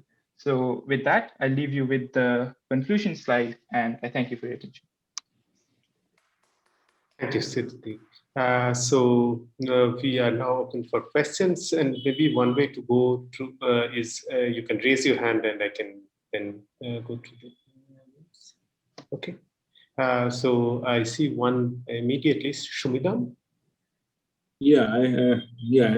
So Sthitadhi, so this non-ergodic volume that you talked about. So can you just tell what is this? And the second thing is that this Kostelis-Thouless thing in the other phenomenological architecture, as far as I understand, there they have to incorporate these bubbles and all, right? Yes, this ergodic right. Bubble. Yeah. So how does that appear in the Fock space calculation? Okay, so let me answer the first question. So the non-ergodic, so you can think of the non-ergodic volume as follows. So suppose you are deep in the ergodic phase and you have your wave function sitting on your Fock space. And when I say deep in the ergodic phase, imagine that you are not in the critical regime. You are in sort of in the asymptotic regime. So if you now actually probe the structure of the eigenstates on some volume scale, which is say lambda 2 in this case. So if you probe the eigenstate wave function at scales which is smaller than lambda 2, what you actually see is a critical fractal scaling. And this structure actually repeats itself all over the Fock space. So when you sort of zoom out and probe it on much larger scales, you see a full ergodic wave functions. But think of this full big ergodic wave function being made up of tiny fractal components, and the size of those fractal components is lambda2. Now this lambda2 grows with or rather grows when you get closer to the phase transition. So, and in fact, it diverges at the phase transition in this way. So what that basically means is at the phase transition, the entire eigenstate actually becomes fractal, which is why you have a discontinuity in the fractal exponent, or a discontinuity in some effective length scale that you can describe, with which you can describe your eigenstate. Now, the second question that you asked, so this is sort of the ergodic bubble. How does it actually appear on the Fock space? I don't know right now. And that's something that we are looking into, and something that's definitely sort of very high up on my priority list. But right now, I don't have a concrete answer to how do these ergodic bubbles show up on the Fock space graph. I have some vague ideas on connecting the correlation link that I very briefly talked about to some sort of L-bit lengths, but beyond that, I cannot give a concrete answer right now. Okay, thank you. Thanks. Spencer? Yeah. In the last part of your talk, you talked about this measurement process. How did you model the measurement in a dynamical sense? You introduced some external Hamiltonian coupled to this system on the left-hand side, or how did you do it? No, so what we did was we basically said that there is some density of or rate of measurements, and with that rate, a spin gets projected up or down, say following the bond rule. Oh, so we did not actually couple the system to any bath or anything like that. But just to sort of slightly expand on that point, you can actually write down a system measurement Hamiltonian, and once you sort of trace out the effect of the measurements, you get something which looks like a Lindblad equation for the density matrix of the system. And in fact, if you do the same thing here, that you say that, well, there is some rate at which things are getting projected up or down, you again end up with a Lindblad equation. But that's not what we wanted to do, because what we wanted to do was project or follow particular quantum trajectories. Thanks. Okay, before I go to Abhishek, HRK, do you want to ask the question? Just a minute. Yeah, the question I had was actually connected with your comment about class. I mean, the question that Rajesh and Abhishek were asking regarding classical things. Suppose I take a quantum system, but in a very high energy state, so that where, for any subsystem that you take, the temperature is very high compared to, the temperature is in the region where you would normally call it classical, right? That is, the energy in the system is so high. I'm considering it's in a pure state as far as the isolated system goes, but for any subsystem, the temperature is very high. So then, are you still saying that? I mean, this is like a sharp question that I had in mind about your comment about entanglement versus classical things. What is the? What do you picture that situation as corresponding to? Okay, so I would say that if you actually take a ergodic system and look at a state, as you said, from say look at a very highly excited eigenstate and look at its look at a local subsystem, then that actually will have, from the point of view of entanglement, that subsystem will be very highly entangled with the rest of the subsystem, and in fact, even though it's classical, would be saying. Even though it itself is behaving classically, it's highly entangled with the rest of the system. I would not say that it's behaving classically, right? Because the entire state is a pure state, and then the no, but that's the limit in which we apply classical statistical mechanics, right? If the temperature is very high. Yes. So I'm assuming that the conditions of your initial specification of the energy are such that for any subsystem that I take, the temperature is in the high temperature region where it's where you would treat it using laws of classical statistical mechanics. but you're still thinking that it's highly entangled with the rest of the system. Yes, because the reduced, I mean, if I compute, say, some entanglement entropy of the reduced density, so suppose the Fundamental entropy or some linear entropy. No, but are you going to equate like the classical entropy of the subsystem with its entanglement entropy, or what? It is actually equal to the thermal entropy. It is, yeah.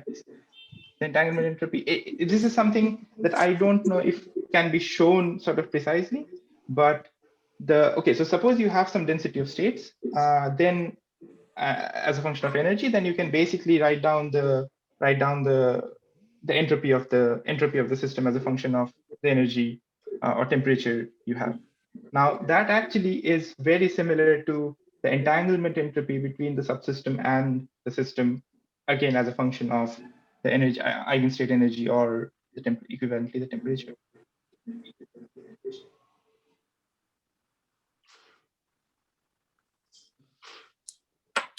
I mean, one comment here, sorry. So, I mean, you are thinking of a bounded system, right? I mean, meaning system which has a, Wait, sorry, Shumilan, I didn't catch it. When you say bounded, what do you mean? No, I'm saying you are also thinking about a system which has a bounded, right? I mean, bounded energy, system, you're saying. right? Yeah. So, yes. I mean, if you make the energy unbounded, of course, I think, yeah. Oh, no, okay, I should clarify. Yes, I'm thinking of systems whose spectrum has a top. Yes. Definitely. Okay. But of course, the width of the spectrum can become very large with system size. In fact, it can diverge. Right. Abhishek? Yeah, so I had two questions. One is, so this, I mean, so in the MBL system, if you look at ETH by looking at the expectation of some operator, then it's a rough, I mean, it's a non-smooth function of the energy. So that's what you showed. So this, of course, would be true also for, let's say, a normal integrable system, right? Yes. Okay, so now from the, I mean, but of course we know that integrable systems and MBL systems are completely different. So from the point of ETH, is there some way to sort of differentiate between, let's say, integrable systems and MBL systems?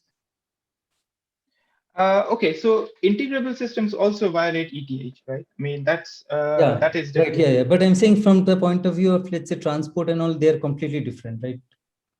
Right. So now, is there some way, like from the point of ETH, to differentiate between these two kind of systems? Yes and no. So I would say yes, because for example, if I compute transport in, say an integrable, say XXZ type model, then I'm going to see either subdiffusion or superdiffusion depending on where I am in the parameter space. But in the MBL system, I am not, right? Now, of course, I can write down this transport in terms of matrix elements, or in particular off-diagonal matrix elements of these local observables, or the operators corresponding to which the transport is being looked at. Now, both of these fall outside, or both of them would violate ETH. But I think the structure of the matrix elements would be quite different between MBL and integrable systems. Okay, so for ergodic systems, let's say the off-diagonal elements are exponentially small, right? But for between this and what is the difference between? Okay, so that actually is a very interesting question. So, and something that sort of we are looking at with John Chalker. So, actually, in the MBL system, there is a very subtle effect, which is, okay, I sort of talked about the eigenstates. Okay, let me actually answer this in some detail. So I talked about the eigenstates looking like, some slightly fluctuating quantum degrees of freedom, which are roughly localized. And this is what we would call the L bits, or localized bits. So these are basically exponentially dressed versions of your spin half operators, which would have been the conserved quantities in the infinite disorder limit. Now, what we seem to see in the work that we do is that these matrix elements of operators corresponding to, say, L-bit operators could be the operators which are in the direction of the L-bits, or could be things that flip them. They have a very strange power law distribution.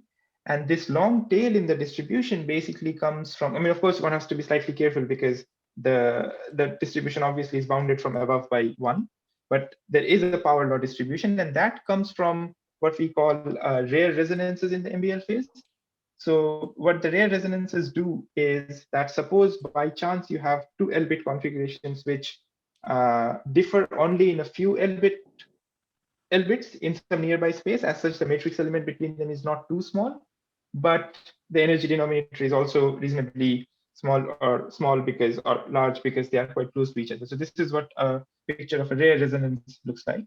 So these actually correspond to, or these actually are responsible for these tails in the distribution of the matrix elements. So that's what I can sort of tell you about the matrix elements of local observables in the MBL phase. Okay.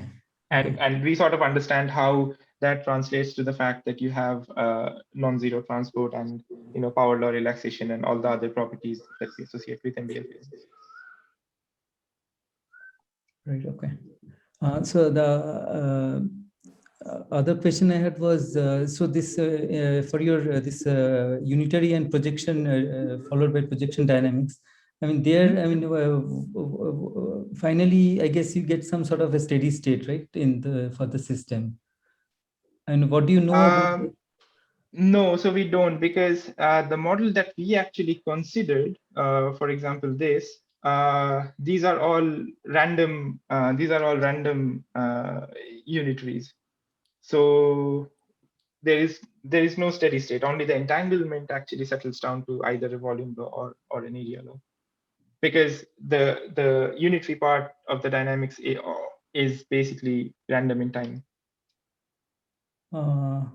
Okay, but still it should go to some steady state, right? I mean, like. If you run it for a long time, so the measurements are happening also at some frequency, right? Mm-hmm. And then you're doing these random unitaries. Yes. So then, okay, why doesn't it reach a steady? Or I mean, it should. Why doesn't it reach a steady state? I mean. Okay, actually, let me tell you in which case it can actually reach a steady state. So suppose I don't have this all-to-all model, which you don't have to see this phase transition. Suppose I have a circuit like this, but say that the same set of operators is being operated every time. Okay. Such that once you incorporate the effect of the measurements, you have some master equation. In that case, it will have a steady state, but that's not the case we have looked at. Okay, but no, yes, by steady state, I mean on an like if you do a time average, this should be it's a finite system, right?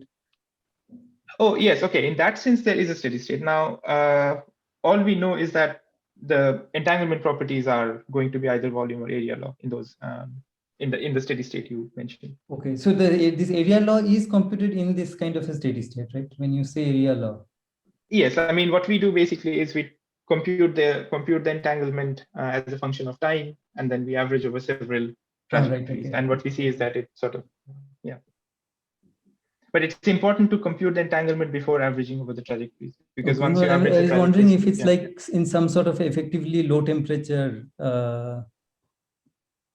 state or not. You can think of it in that way, because of course, if I give you an area law entangled state, then you can always give me a local Hamiltonian for which it's the ground, it's the gapped ground state. So in that sense, you can think of it as a low temperature state, because it's just area law entangled. Okay. Okay, thanks.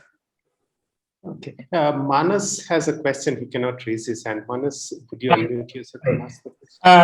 Hi. So if you go to your Fock space picture, you had, if I remember correctly, you had the on-site effective on-site disorder goes as square root of L, and the connectivity goes as L, right? Yeah.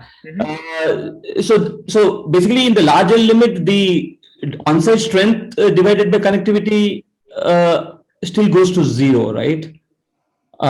So is there a way to understand this ratio and say something about nature of localization, ratio of this? Yes. So right. Okay. So that's the central point, that if you actually just look at the connectivity and the effective disorder strength, you would seem to suggest, or it would seem to suggest that the critical disorder actually diverges in the thermodynamic limit. Right.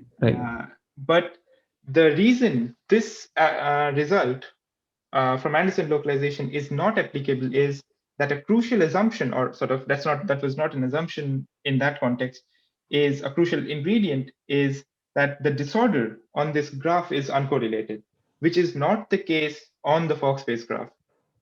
On the Fock space graph, the disorder is very strongly correlated. Right.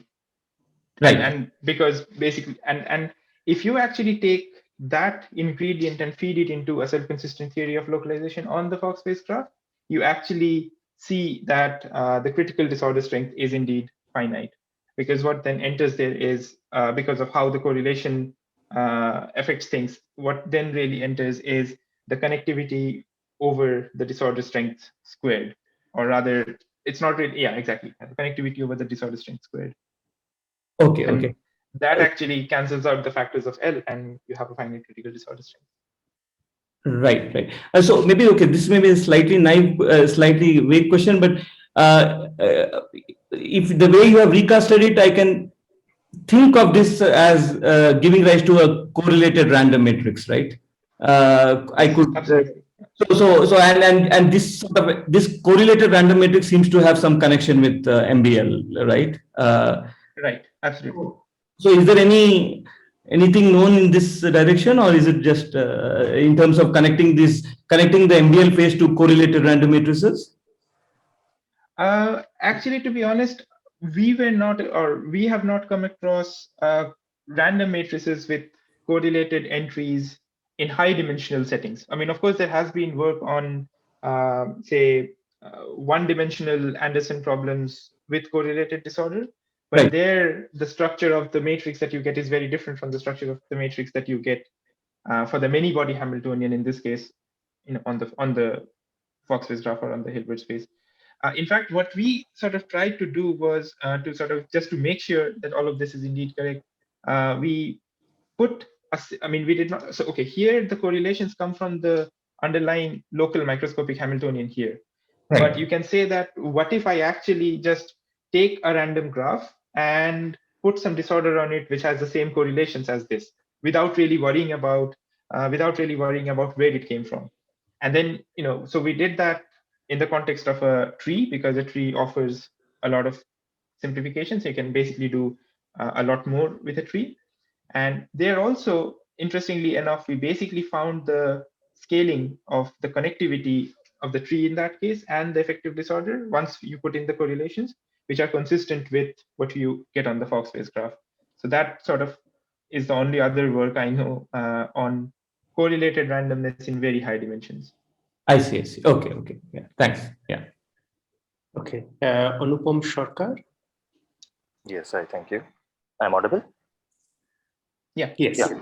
So thank you for the talk at first. So I was kind of wondering, so since you answered the Professor Painter's answer the question that you can actually have the model of quantum measurement by using some Hamiltonian. And you said that can be cast in a Lindblad form, open quantum system master equation. So my wondering was that the measurement you were talking about is actually the continuous measurement on the ancilla or something you were having on that, or the system itself? No, okay. So actually, you can take a setting where you don't have ancillas. You just have measurements, but weak measurements on the system directly. Right. And that can also be mapped onto the Lindblad equation, or the Lindblad equation basically comes out of that quite naturally. So you were saying that weak measurement is kind of scheme where you can implement this. Yes. Okay, so there was another wonder I was kind of wondering. So in quantum thermodynamics community, from where I belong actually, so we know that that this measurement actually has some kind of thermodynamic cost. Projective measurement kind of has thermodynamic cost. So when you are talking about this measurement induced phase transition, so do you, I mean, like, I don't know if this question actually is something naive or something anyway. So the point is, it has some role play into the phase transition, that this energy was actually injecting some energy into the system. Actually, to answer this question, could you just briefly tell me what do you mean by the thermodynamic cost? Because I'm not aware of this. Yeah. So whenever you are having some projective measurement on the system, so exactly you are destroying the coherence in the quantum system. And we know now, at least thermodynamically, that coherence has some thermodynamic cost. In the sense, it can do some work. It have the capability of doing some work, and you can actually extract work from coherence itself. Okay. So in that sense, probably, I don't know. So I know probably you are not this thermodynamic part, probably you are not very familiar of, but I was just wondering. So even if you assume that, let's say, projective measurement has some thermodynamic cost, even let's say, I mean, like, it has been shown in the literature. So does it has any role play? I mean, like, do you think so? Or maybe, like, yeah. To be honest, I don't know, because we never thought of it from this perspective. So let me not say anything wrong. Right. Yeah, probably we'll talk about it later. Yeah. Sure. Yeah. Thank you. Okay, Rajesh. Hi. So sort of a very little general and maybe not very well posed question. I was wondering if there's any picture. I mean, you mentioned about various criteria for this ergodicity breaking. But I was wondering if there is something mostly in the through looking at things involving the energy spectrum. But I was wondering whether there's something where you could visualize it in phase space in terms of some properties of the Wigner wave functions on phase space of the system in a way which would which would give a picture on the phase space that you're kind of localizing in phase space and not completely exploring phase space. And perhaps there are different kinds of localization on phase space, like the one that Abhishek mentioned about integrable systems, which are localized on tori, at least classically. Is there some, perhaps a picture like that people have thought about?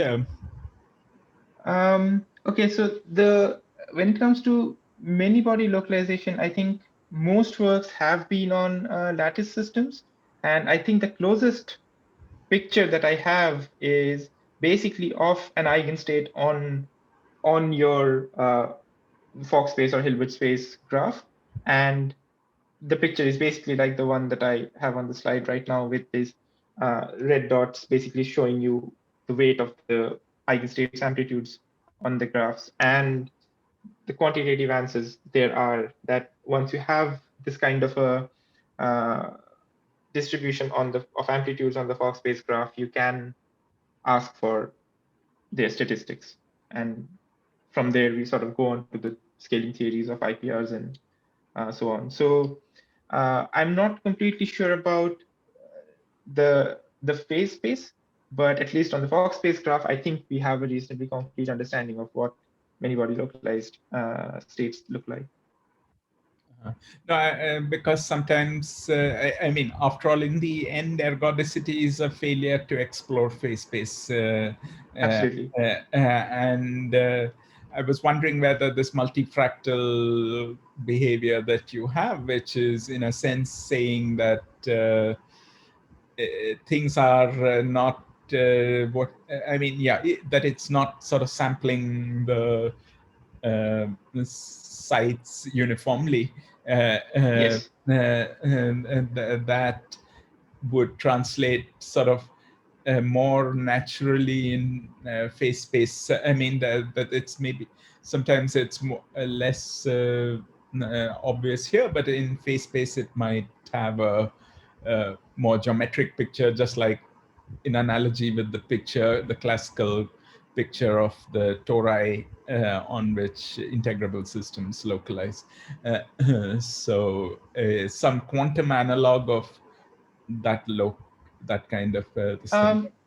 Yeah. But sampling the entire, I mean, or the ability of an eigenstate or say a time evolving state to sample the entire Fock space graph is sort of the corresponding picture here, I would say, I at least for agree. these I systems. agree. I mean, it captures the same this thing. I was just looking for a equivalent picture. So I'm not saying this is not a good criterion. I'm essentially saying, what does such a criterion translate into in phase space, where it might, there might be an equivalent picture, but perhaps a little more, because in classical mechanics, at least, I think integrability is most naturally, at least for integrable systems, which are the things that come closest to breaking ergodicity. I mean, which do break ergodicity in the classical setting. In ordinary configuration space, it's very difficult to see how that really happens. I mean, it sometimes happens. I mean, in the harmonic oscillator type of things, you can sort of see it, but it's most geometrically manifest in phase space. So I mean, so as I said, it's a little vague question. I was just wondering if anyone had thought along such lines. No, I don't think for these interacting localized systems there has been much work on the phase space structures. I know there has been some work on this for single particle localization problems, but then sort of they are slightly away from what I talked about, because their localization happens in some continuum media, and it's not sort of, I mean, Anderson localization, when we say Anderson localization, we basically mean localization on a lattice or of discrete degrees of freedom. So yeah, the connections are not obvious between the two pictures. Yeah, I guess, and also spin systems, the phase space is, yeah, maybe the Fock space is sort of a natural this thing, because after all, you're working with the phase space, and the phase space for a spin system is not the usual classical phase space we think about, but it's more like a sphere, at least for each individual spin. So it's something in some tensor product of n copies of the spin of the sphere, and how things are looking inside that. But there might be an interesting geometry there, which is a reflection of your, as you say, I think your Fock space picture is the closest analog, and this multifractal behavior might have a picture in how things are sitting inside that phase space. But yeah, it's thanks. Yeah, it's an interesting question. Shumila? Yeah, so yes. Thing I had, so when you were talking about this, I mean, this self-consistent theory, right, in the Fock space. So, of course, nearby sites are magically in resonance. But however, of course, to have ultimately this MBL, I mean, somewhere you have to have off resonance, right? So how exactly this type of theory? I mean, do you have any idea? I mean, like, I mean, of course, okay. some off resonance has to come, right? Yeah, yeah. No, okay. I think Right. the fact that the Fock space eigenenergies are, maximally correlated, that does not automatically imply that the sites or the many body states therein are in resonance, because all it basically means is that the fluctuations in the energies are order 1, even though the disorder on the effective graph is order square root L. And since you're talking about resonances, actually that is sort of the physical picture we have for why these correlations help you in localizing. Because imagine you have a quantum random energy type model where basically any spin flip is associated with an independent energy cost. So every configuration has a completely independent random energy. So there, basically, to flip a particular spin or to relax a particular spin, you have a possibility of an exponentially large number of energy scales. And in the thermodynamic limit, it's almost it's impossible to avoid at least one resonance or avoid at least a few resonances. And as a result, what really happens is, and this is what people often do with forward scattering approximation, then that they show that even if you have just one resonance, that is enough to delocalize your random energy type model.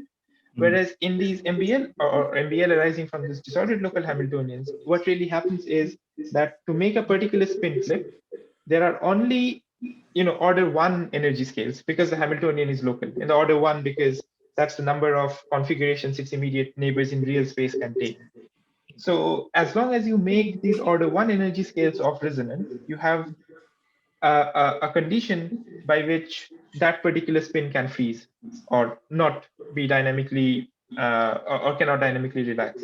So as a result, even if you make your system size go to infinity, you can have a finite fraction of these spins which fail to relax. And that is the picture that we have for correlations stabilizing the MBL phase, even though a priori it seems like it's bringing states closer into each other and might help resonance. But yeah, no, I understand. I'm just asking this context of the particular mean field self-consistent theory, right? Because if you try to apply it, it seems that if you look into nearest neighbor, you basically say it's like slave to each other, right? The same energy. So if you think that these are resonant, so they can hop, right, without any problem. Right, if you look, let's say if you just start with one site and just look at its nearest neighbor, then of course I mean if you think in the Fock space graph, then they're resonant. So you'd say, okay, they can hop. But then of course, as you're right, I mean somewhere of course this off resonance process will come, right? Because this is only true when you are hopping nearby, but then you hop another. What I'm saying, I can understand actually that will happen reality, but I'm trying to understand in the self-consistent theory, how does it come? So that's what my question. Okay, right. So in the self-consistent theory, it does not come directly, right? Because what happens is basically you say that the hopping or the energy scales associated with this hopping is basically uniform over, say, the immediate neighborhood of the site where, say, your initial state was, right? Now, then there is a finite probability that this resonant scale, or sorry, this uniform scale could be resonant or off resonant. And that's why you have a finite critical disorder. Whereas in a random energy type model, all these hoppings from the Fock space graph in the neighborhood, and remember that in the thermodynamic limit, it's a divergent number, are all independent. So you cannot really have all of them being off resonant. So I would say that it's not probably the right sort of order of limits in your mind to take that just because the Fock space energies have a certain form of correlations, you slave them immediately. You first compute the probability of this spreading via the via the imaginary part of the self energy, and then take the thermodynamic limit. I mean, otherwise you'll make it look like the entire Fock space is uniform, which is not the right picture. So it's also a question of where you take the thermodynamic limit. And you take it at the very basically saying as soon as I take this imaginary part, I have somehow taken the infinite system limit. And no, the imaginary part, taking the imaginary part does not mean you've taken. One place where you do this in the theory is that you rescale your energy scales by this square root of L factor, because otherwise you don't have stable distributions for your site energies and so on.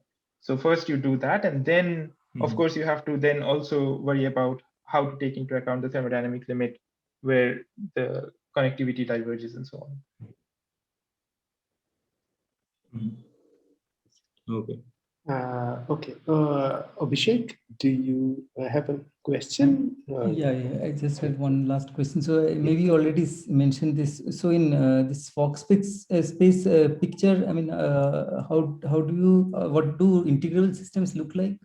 I mean, are you able to differentiate between No, I don't think so, because integrable systems under a local choice of for a Fock-based graph written in a local basis would look completely delocalized. Delocalized. Okay, so so those kind of you are not able to differentiate those states. No, and I think the difference comes from the fact that in an MBL system, which is also sort of very loosely speaking emergently integrable, all the conserved quantities are strictly local. Whereas in an integrable system, that's not true, right? Because the Lagrange multiplier becomes smaller and smaller as but the operators get more and more non-local. But nevertheless, all the integrals of motion are not strictly local. Right. Okay. Okay. More questions at this point? You can just unmute yourself and ask the question. Okay, let me just ask one question regarding this measurement-based computations that you showed. So in the classical limit, so first of all, do these random unitary evolution have anything like the classical limit, like the corresponding Ehrenfest equations? And in this large measurement rate, which you call on the right of classical, should I think about the evolution of these qubits under such quote-unquote Ehrenfest equations? I'm tempted to say no, because I don't think. Okay, maybe if these qubits are sort of Q spins with large Q, you can write down an effective Ehrenfest equation, but I don't know what that would look like once you write down the measurements on top of it, because we really worked with spin half systems. And the reason we call this a classical phase transition because this really is a percolation phase transition. So of course it's easy to see here, but once you have an all-to-all circuit, where basically, I don't know if I can show this here. So if I have a circuit which looks roughly like this, and then I ask you that, can you actually find a line of, can you find a line which basically goes through each of these broken lines such that it breaks the circuit into two parts, initial and final time, then that is a non-trivial percolation transition question. So that's the only reason we call it a classical phase transition, because it's a percolation. And of course, then you can say that, well, I know that if I have large Q, then this minimal cut is also the correct representation of my entanglement entropy and so on. So that is of course true. So the zero Ethreny entropy, or the zero Ethreny entropy for, say, even for spin half systems, actually does go to zero here. But I'm not sure how should I think of it in terms of Ehrenfest. Right, but because zero entropy does indeed go to zero here. I mean, I was thinking that because the system sort of becomes local, you might be able to write down local equations of motion for average local operators, averages of local operators. In that sense, you might get an Ehrenfest equation, and even for spin halves, right? But I guess, which operators do you have in mind? I mean, say the local Onsite operators, Pauli's, right? Their average evolution. But then the second part of the question is sort of meaningless, but I'll still ask. The question is that how does the measurement help in getting this local equation of motion? I see. Or is it necessary to get this local equation of motion? Okay, I see the question, because basically you're saying that I should be able to get a local equation of motion, because if really the sort of spins are getting refreshed at some rate, then there should not be any memory of what happened before, or any correlations built in there. Yeah, I think the more question is that, is it necessary? I don't think it is necessary, because you still have a phase where the circuit actually is not disconnected, but the entanglement is still very small, or basically subextended. I don't think it is necessary. I see. Okay, thanks. Any further questions? Okay, let's then stop here. Thank you, Sthitadhi. I'll thank you on behalf of everyone. And to remind all of you, Sthitadhi is giving a second talk tomorrow, and the talk time is 2:30 p.m. Okay, good. Thank you, Sthitadhi. See you tomorrow. Thank you. Yeah. Bye. Yeah.